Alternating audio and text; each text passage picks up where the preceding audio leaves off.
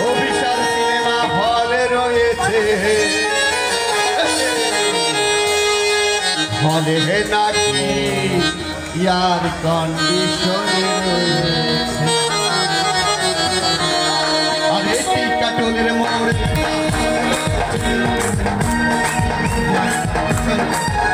সবুজে ঘেরা ছায়া নিবিড় মতিহার চত্বরের সবচেয়ে বিখ্যাত বিভাগ আইন বিভাগের আমরা প্রাক্তনী। আপনারা জানেন যে আমাদের এই আইন বিভাগের ৭২ বছর পূর্তি উপলক্ষে প্রথম পুনর্মিলন অনুষ্ঠিত হতে যাচ্ছে। এই পুনর্মিলনে প্রায় ৩,০০০ পার্টিসিপেন্ট অংশগ্রহণ করবেন। আমরা এই অনুষ্ঠানে অংশগ্রহণ করতে পেরে আমরা আনন্দিত, আমরা উল্লসিত, কারণ আমাদের সেই শিক্ষা জীবনের স্বর্ণযুগের সকল স্মৃতি এই বিশ্ববিদ্যালয়ের সাথে, এই আইন বিভাগের সাথে জড়িত। আমরা আসতে পেরে আমরা আসলে সকল বয়সের আমরা প্রাক্তনীরা এখানে উপস্থিত হয়েছে। আমরা আমাদের মনের এই আসলে ভালো লাগা ভাষায় প্রকাশ করতে পারবো না। আমরা সকলেই অনেক অনেক আনন্দিত।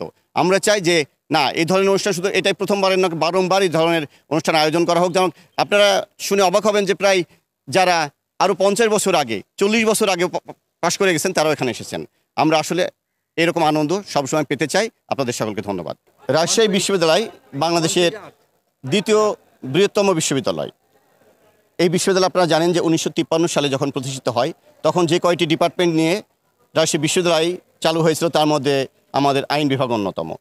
আইন বিভাগে এ পর্যন্ত যত স্টুডেন্ট পাশ করে গেছেন তারা বাংলাদেশের বিভিন্ন প্রতিষ্ঠিত জায়গায়, বিশেষ করে হাইকোর্ট থেকে শুরু করে বিচার বিভাগের বিভিন্ন অঙ্গনে তারা আজকে তারকা হয়ে গেছেন, তারকা খ্যাতি অর্জন করেছেন। আমরা জানি যে আমাদের রাজশাহী বিশ্ববিদ্যালয়ের আইন বিভাগ বাংলাদেশের মধ্যে অন্যতম শ্রেষ্ঠ একটি বিভাগ।